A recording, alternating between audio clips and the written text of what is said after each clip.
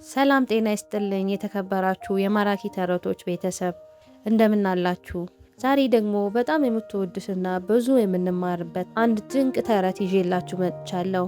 ተረቱ ስግብግቡ ውሻ ይባላል። እስከ መጨረሻው አብራችሁን ቆዩ።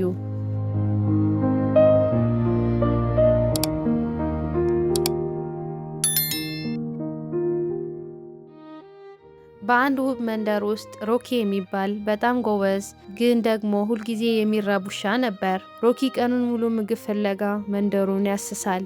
አንድ ቀን ግን እድል ቀንታው በአንድ ትልቅ ቤት ደጃፍ ላይ ማንም ያልነካው በጣም ትልቅና የሚጣፍጥ ስጋ ያለው አጥንት አገኘ።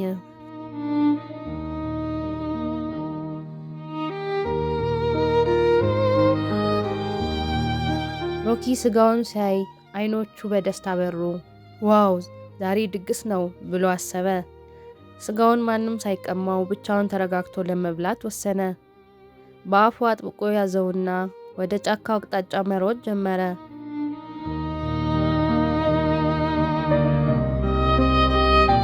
በጉዞው ላይ ወፎች ሲዘምሩ፣ ሮኪ ግን ስጋውን እንዳይወድቅበት በጥንቃቄ እየተራመደ ነበር። ጫካ ውስጥ ሲደርስ አንድ ወንዝ ላይ ደረሰ። ወንዙ ላይ በቆመው አሮጌ ድልድይ ላይ ለመሻገር ጀመረ። ሮኪ ድልድዩን መሃል ላይ ደርሶ ሳለ በአጋጣሚ ወደ ታች ተመለከተ። በውሃው ውስጥ ሌላ ውሻ አየ። ያ ውሻው ልክ እንደ ራሱ ትልቅ ስጋ በአፉ ይዞ ነበር። ሮኪ ቆም ብሎ አሰበ። ያኛው ውሻ የያዘው ስጋ ከእኔ ይበልጣል፣ እሱን ቀምቼ ሁለቱንም ብበላስ የሚል ስግብግብነት መጣበት። ሮኪ ያንን ውሻ ለማስፈራራትና ስጋውን ለማስጣል ወሰነ። አፉን በትልቁ ከፍቶ ሲጮህ በአፉ የነበረውን እውነተኛ ስጋ ተንሸራርቶ ውሃ ውስጥ ገባ።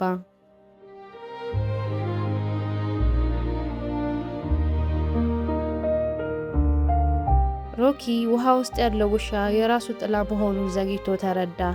አሁን ምንም ስጋ የለውም። በራሱ ስግብግብነት የነበረውን አጣ። በመጨረሻም አዝኖና ተክዞ ወደ ቤቱ ተመለሰ።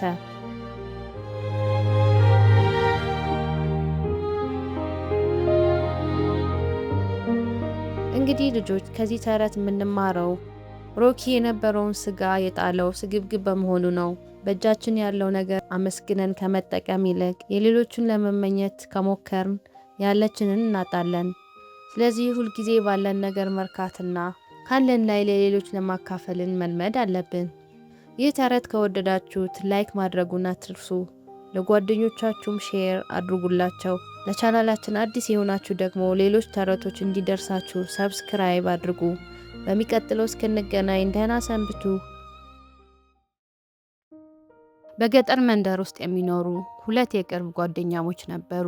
አንደኛው ደፋሩ አውራ ዶሮ ኩኩ ሲባል፣ ሁለተኛው ደግሞ ተጫዋቹ ዶሮ ጫጩ ይባላል። ኩኩና ጫጩ ሁልጊዜ በአንድነት ይውላሉ፣ ይጫወታሉ፣ አብረው ይተኛሉ። የፋሲካ በዓል ሲደርስ ጥቂት ቀናት ሲቀሩት የቤቱ ባለቤቶች ለበዓሉ ማድመቂያ የሚሆን ዶሮ መፈለግ ጀመሩ።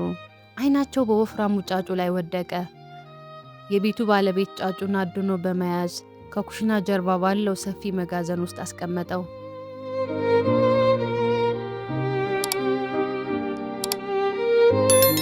ጫጩ በጣም ደነገጠ። አሁንስ አልቆልኛል ኩኩዬ፣ ለበዓል መታረዴ ነው ሲል በለቅሶ ድምፅ አሰማ። ኩኩ የጓደኛውን ድምፅ ሲሰማ አላረፈም። ጫጩን እንዴት ማዳን እንዳለበት በጥብቅ ማሰብ ጀመረ። ከዛም አንድ ዘዴ መጣለት። በሌሊት ሁሉም ሰው እንቅልፍ ሲወስደው ወደ መጋዘኑ መስኮት ሄደ። መስኮቱም ትንሽ ክፍተት ነበረው። በረንዳው ላይ ያለውን ትልቅ የእንጨት ቁራጭ በመጠቀም ደረጃ ሰራ። ጫጩ ተነስ፣ ከዚህ በኋላ አትተኛ አለው ኩኩ በሹክሹክታ። ጫጩን በደስታ መስኮቱን ተጠግቶ ወጣ። ሁለቱም ጓደኛሞች ጨለማውን ተገን አድርገው ወደ ጫካው ሮጡ። በዚያ ምሽት በጫካ ውስጥ ባለው ትልቅ ዋሻ ውስጥ ተደበቁ። የበዓሉ ቀን ሲደርስ ቤተሰቦቹ ዶሮውን በመጥፋቱ በጣም አዘኑ። ልጆቹም የጫጩን መጥፋት ሰምተው አለቀሱ። ነገር ግን ኩኩና ጫጩ ከሩቅ ሆነው የልጆቹ ለቅሶ ሲሰሙ ልባቸው ተነካ። ጓደኞቻችን ማሳዘን የለብንም ብለው ወሰኑ። አውራ ዶሮ ኩኩ ድፍረት አገኘ። በጠዋት ሲነጋ ወደ ቤታቸው ተመለሱ። የቤቱ ባለቤቶች ሲያዩዋቸው በጣም ተደነቁ። ጫጩን ለማየት ሳይሆን ለጓደኝነታቸው ክብር በመስጠት ሊያድኗቸው ወሰኑ። የቤቱ ባለቤት እንደዚህ አይነት ጥበበኛና ለጓደኛው የሚጨነቅ አውራ ዶሮ አይቼ አላቅም። የፋሲካ በዓላችንን ከነሱ ጋር እናከብራለን አለ። በዚህ ቀን ቤተሰቡ በሙሉ ልጆቹና ሁለቱም ጓደኛሞች ኩኩና ጫጩ በደስታ አብረው በዓሉን አከበሩ። ጫጩም ከመታረድ ተረፈ። ኩኩ ደግሞ ጓደኛውን በማዳኑ ሁሉም ሰዎች ደስተኛ ሆኑ። ከዚያ ቀን ጀምሮ ኩኩና ጫጩ የቤቱም የልጆች ምርጥ ጓደኛሞች ሆነው ለረጅም ጊዜ በሰላም ኖሩ። በአንድ መንደር ውስጥ ለማ የሚባል በጣም የማወቅ ጉጉት ያለው ልጅ ነበር።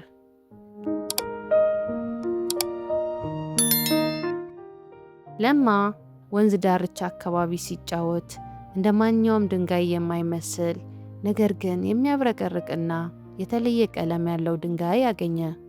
ድንጋዩን ሲያነሳው በድንገት አትንኩኝ ብሎ መናገር ጀመረ። ለማ ደንግጦ ድንጋዩን ሊጥለው ሲል ድንጋዩ እንዲህ አለ፣ አትፍራ፣ እኔ ተራ ድንጋይ አይደለሁም፣ የእውነት ድንጋይ ነኝ። ማንኛውም ሰው እኔን ይዞ እውነትን ከተናገረ ወደ ወርቅ እቀየራለሁ። ነገር ግን ውሸት ከተናገረ ወደ ከሰል እቀየራለሁ አለ።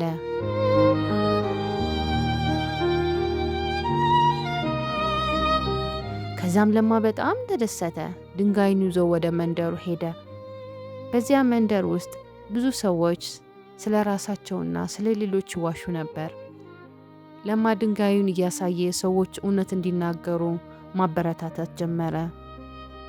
ሰዎች ድንጋዩን ሲያዩት እውነት መናገር ሲጀምሩ ድንጋዩ ወደ ወርቅ ይቀየራል። ሲዋሹ ግን ወደ ጥቁር ከሰል ይለወጣል።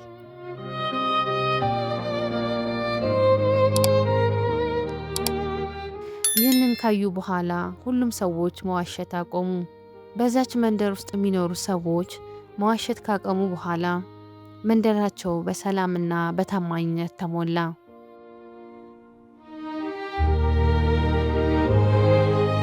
በመጨረሻም ለማ ድንጋዩን ወዳገኘበት ቦታ ለመመለስ ወሰነ።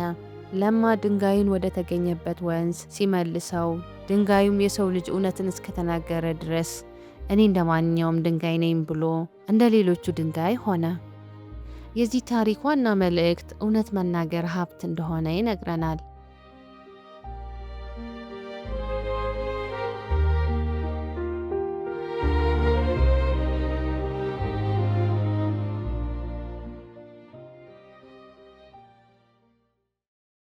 በአንድ ወቅት በአረንጓዴ ሳር በተሸፈነ ሰፊ ሜዳ ውስጥ አብረው የሚኖሩ 3 ትናንሽ ጥንቸሎች ነበሩ። ስማቸውም ቡኒ፣ ነጭና ጥቁር ይባላሉ። እነዚህ 3 ጥንቸሎች በጣም ይዋደዱና ሁልጊዜ አብረው ይጫወቱ ነበር። አንድ ቀን ግን በሜዳ ውስጥ የነበረው ሳር በሙሉ ደረቀ። ጥንቸሎቹም በጣም ራባቸው። እናም መፍትሄ ለማግኘት አሰቡ። ቡኒ የተራብን ይመስለኛል፣ የሚበላ ነገር መፈለግ አለብን አለ። ትክክል ነህ፣ ግን የት ነው የምናገኘው? አለች ነጭ። ጥቁር ደግሞ ካሮት ፍለጋ ብንሄድስ? አለ። ሁለቱም በጥቁር ሀሳብ ተስማሙና ካሮት ፍለጋ ጉዞ ጀመሩ። በመንገድ ላይ ብዙ ችግሮች አጋጠማቸው። በመጀመሪያ ወደ አንድ ወንዝ ደረሱ። ቡኒም እንዲህ አለ፣ ይህንን ወንዝ እንዴት ነው የምንሻገረው? አላቅም፣ ወንዙ በጣም ጥልቅ ነው አለች ነጭ። ጥቁር ደግሞ ምናልባት መዋኘት እንችል ይሆናል አላቸው። ሁሉም ለመዋኘት ሞከሩ፣ ነገር ግን ወንዙ በጣም ፈጣን ነበር። ሊዋኙ አልቻሉም። ከዚያም ወንዙን ለመሻገር ሌላ መንገድ ፈለጉ። አንድ ትልቅ ዛፍ በወንዙ ላይ ተኝቶ አዩ። ቡኒ በዚህ ዛፍ ላይ መሻገር እንችላለን አላቸው። በዛፉ ላይ ተሻግረው ወንዙን አለፉ። ከዚያም ወደ አንድ ትልቅ ተራራ ደረሱ። ተራራው በጣም ከፍ ያለ ስለነበር መውጣት አልቻሉም። ቡኒ ይህንን ተራራ እንዴት ነው የምንወጣው? አለ። ነጭ ደግሞ አላቅም አለች። ጥቁርም ምናልባት ሌላ መንገድ ይኖረው ይሆን አላቸው። በተራራው ጀርባ በኩል ሌላ መንገድ አግኝተው ተራራውን ዞረው አለፉ። በመጨረሻም ወደ አንድ ትልቅ እርሻ ደረሱ። እርሻው በካሮት የተሞላ ነበር። ቡኒ ተመልከቱ፣ ካሮት አላቸው። ነጭም ወይኔ በጣም ደስ ይላል አለች። ጥቁር ደግሞ አሁን መብላት እንችላለን አላቸው። ጥንቸሎቹም በደስታ ካሮቱን መብላት ጀመሩ። በጣም ከጠገቡ በኋላ ወደ ቤታቸው ተመለሱ። ከዚያን ጊዜ ጀምሮ በደስታና በጥጋብ መኖር ጀመሩ። በአንድ ወቅት በአንድ አሮጌ ቤት ጣሪያ ስር የምትኖር ፒፕ የምትባል አንዲት ትንሽ አይጥ ነበረች። ፒፕ በየምሽቱ በመስኮት በኩል ወደ ሰማይ ትመለከታለች። ለእሷ ጨረቃ ማለት ተራ ብርሃን አይደለችም፣ በሰማይ ላይ የተሰቀለች ግዙፍና ጣፋጭ የስዊዝ አይብ እንጂ። ፒፕ ያንን አይብ ለመቅመስ ሁልጊዜ ትመኛለች።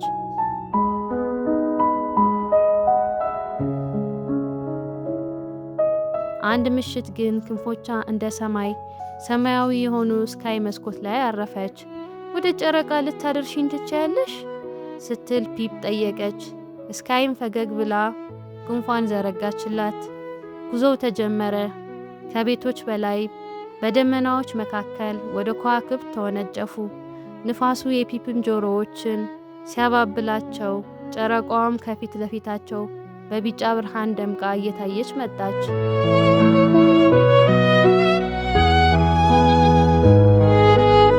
ነገር ግን ወደ ብርሃኑ ሲጠጉ ያ ግዙፍ አይብ የመሰላቸው ነገር በከተማው መሃል የሚገኝ ትልቅ የሰዓት ግንብ መሆኑን ተረዱ። ፒፕ መጀመሪያ ብታዝንም በግንቡ ጠርዝ ላይ የተረሳ የአይብ ቁራጭ ስታገኝ ግን ደስታዋ ወሰን አጣ። ፒፕና ስካይ በሰዓቱ ግንብ ላይ ሆነው እውነተኛዋን ጨረቃ ከላያቸው እያዩ ምግባቸውን በደስታ ተካፈሉ። ፒፕ አንድ ትልቅ እውነት ተረዳች። አይብ ጣፋጭ ነው፣ ነገር ግን ከልብ ጓደኛ ጋር የሚደረግ ጉዞ ከማንኛውም አይብ በላይ ይጣፍጣል። ፀሐይ ስትወጣ ወደ ቤታቸው በሰላም ተመለሱ። ሰላም ሰላም ውድ ልጆች፣ ዛሬ ደግሞ አንድ በጣም ደስ የሚልና አስተማሪ ተረት ይዘንላችሁ መጥተናል። ተረቱ ስለማን መሰላችሁ? ስለ አንዲት ቆንጆ ልጅና ስለ 3 ድቦች ነው። አዎ 3 ድቦች። ዝግጁ ናችሁ? እንግዲያውስ ወደ ተረቱ እንሂድ። ተረት የላም በረት አላችሁ? እሺ። በአንድ ትልቅ ጫካ ውስጥ በአንድ ትንሽ ቤት ውስጥ 3 ድቦች ይኖሩ ነበር። እነሱም አባ ድብ፣ እማ ድብና ትንሹ ቤቢ ድብ ናቸው። አንድ ቀን ጠዋት ለቁርስ የሚሆን ገንፎ አዘጋጁ። ገንፎ ግን በጣም ትኩስ ነበር። ገንፎ እስኪቀዘቅዝ ድረስ ትንሽ ተናፍሰን እንምጣ አለ አባ ድብ።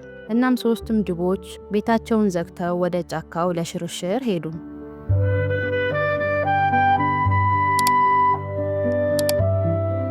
በዚያው ጫካ ውስጥ ወርቅነሽ የምትባል አንዲት ቆንጆ ልጅ ትኖር ነበር። ፀጉሯ ልክ እንደ ወርቅ ያበራ ነበር። ወርቅነሽ ስትጫወት ቆይታ ደከማት። የድቦቹን ቤት አየች። ቀረብ ባለችና በሩን አንኳኳች። ታታታታታ አረገች። ማንም የለም። በሩን ገፋ አደረገችው።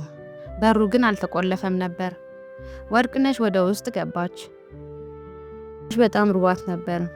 በአጋጣሚ ደግሞ ጠረጴዛው ላይ 3 ሳህን ገንፎ አየች። መጀመሪያ ከትልቁ ከአባ ድብ ሳህን ቀመሰች። አይ ይሄ በጣም ይሞቃል አለች። ከመካከለኛው ከእማ ድብ ሳህን ቀመሰች። አይ ይሄ ደግሞ በጣም ይቀዘቅዛል አለች።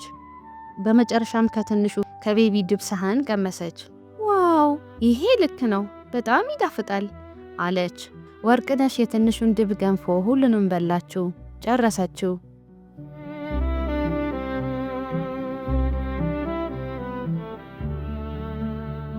አሁን ወርቅነሽ ጠገበች። ትንሽ ማረፍ ፈለገች። ሳሎን ውስጥ 3 ወንበሮችን አየች። መጀመሪያ በትልቁ በአባ ድብ ወንበር ላይ ተቀመጠች። አይ ይህ በጣም ጠንካራ ነው አለች። ቀጥላም በመካከለኛው በእማ ድብ ወንበር ላይ ተቀመጠች። አይ ይህ ደግሞ በጣም ለስላሳ ነው አለች። በመጨረሻ በትንሹ በቤቢ ድብ ወንበር ላይ ተቀመጠች። ዋው ይህ ልክ ነው፣ በጣም ይመቻል አለች። ነገር ግን ድንገት ወንበሩ ተሰበረና ወርቅነሽ መሬት ላይ ወደቀች።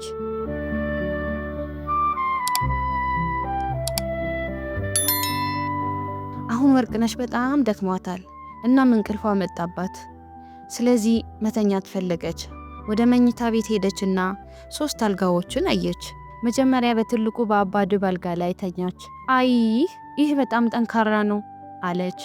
ቀጥላ በመካከለኛው እማድብ አልጋ ላይ ተኛች። አይ ይህ ደግሞ በጣም ለስላሳ ነው አለች። በመጨረሻ በትንሹ በቤቢ ድብ አልጋ ላይ ተኛች። ዋው ይህ ልክ ነው፣ በጣም ይመቻል አለች። ወርቅነሽ በትንሽ አልጋ ላይ ጣፋጭ እንቅልፍ ወሰዳት።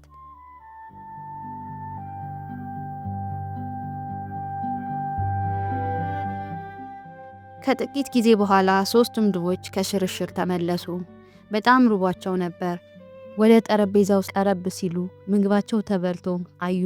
ከኔ ሳህን ማን የበላው አለ አባድብ። ከኔ ሳህን ማን የበላው አለች እማድብ። የኔን ገንፎ እኮ ሁሉንም በልተው ጨርሰውታል አለ ቤቢ ድብ እያለቀሰ። ከዛም ድቦቹ ወደ ሳሎን ቤት ሄዱ። ድቦቹ ወደ ሳሎን ሲሄዱ ተመሰቃቅሎ አዩት።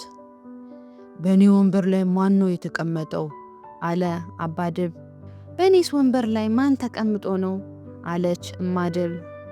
የኔን ወንበር እኮ ሰብረውታል አለ ቤቢ ድብ። ወደ መኝታ ቤት ሄዱ። በእኔ አልጋ ላይ ማን ተኝቶ ነበር አለ አባድብ። በእኔስ አልጋ ላይ ማን ተኛ አለች እማድብ። ኧረ በእኔ አልጋ ላይ እኮ አንዲት ልጅ ተኝታለች እዩዋትማ አለ ቤቢ ድብ። በቤቢ ድብ ድምፅ ወርቅነሽ ባነነች። አይኗን ስትገልጥ 3 ድቦች ከላይዋ ቆመው አየች። ወርቅነሽ በጣም ደነገጠች። አይ አለች። ፈጥና ካልጋው ላይ ዘለለች። በመስኮት በኩል ተወርውራ ወጣች። ወደ ጫካው እየሮጠች ጠፋች። ድቦቹ ዳግመኛ አላዩአትም።